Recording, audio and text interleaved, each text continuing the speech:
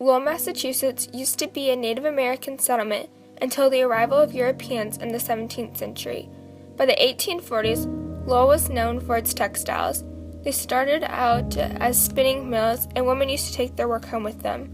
A wealthy merchant named Francis Cabot Lowell revolutionized the textile industry.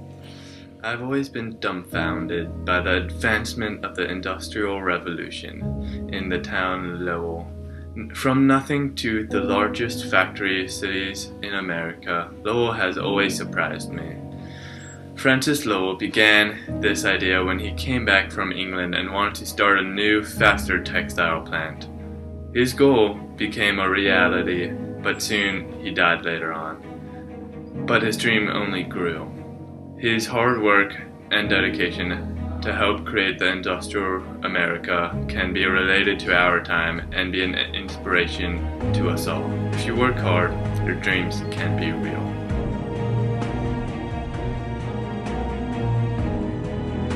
Also, the factory girls were, at least for me, an inspiration. Women before were just stay-at-home moms. Now they have a chance to go out of the house and enter the workforce. This is the first time they were able to work for their families and have a bigger role that could make them the dominant provider.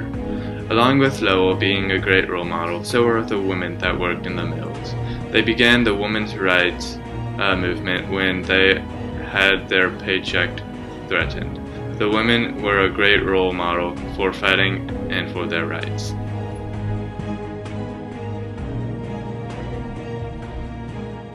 In her book, Lucy Larcombe is describing the years she had been working at the Lowell factory and how the women have changed since the time they started to earn money on their own. One great advantage which came to these many stranger girls through being brought together away from their own homes was that it taught them to go out of themselves and enter into the life of others. Home life, when one always stays at home, is necessarily narrowing. That is one reason why so many women are pretty and unthoughtful of any except their own family's interest. We have hardly begun to live until we can take the idea of the whole human family as the one to which we truly belong. To me, it was incalculable help to find myself among so many working girls, all of us thrown upon our own resources, but thrown much upon each other's sympathies. When Eli Whitney invented the cotton gin, there was all of a sudden a lot more cotton being produced. This really sparked the production of cotton. One slave could now make 100 pounds of cotton a day versus just making 1 pound of cotton a day. So now all of a sudden, there was this vast amount of cotton being produced out of the local farms. So the question is, what do we do with all of this new cotton that we have that's basically coming out of nowhere? Well, we put them up north where all the factories are, and this is where the cotton could be turned into clothes. One of these cities in particular is Lowell, Massachusetts. Now in this city, there were a lot of women workers working in these factories. In fact, by 1926, 90% of 1,200 workers in the mills in Lowell were just women. Just in Lowell alone, they were all women.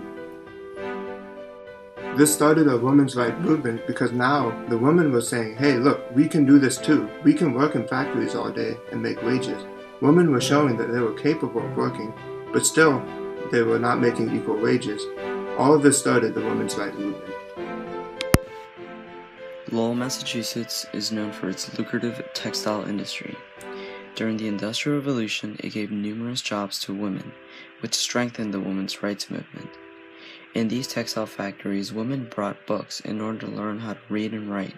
Working on their own showed that women did not have to be dependent on men, which strengthened their arguments for equal say in government. On a bigger scale, Lowell also influenced America as a whole. Due to its location on a river and in New England, Lowell is ideal for a large industrial city. Since America declared their freedom from England, it is crucial for them to be self-sufficient. Lowell, Massachusetts helps America remain independent by producing clothing that clothe our own citizens.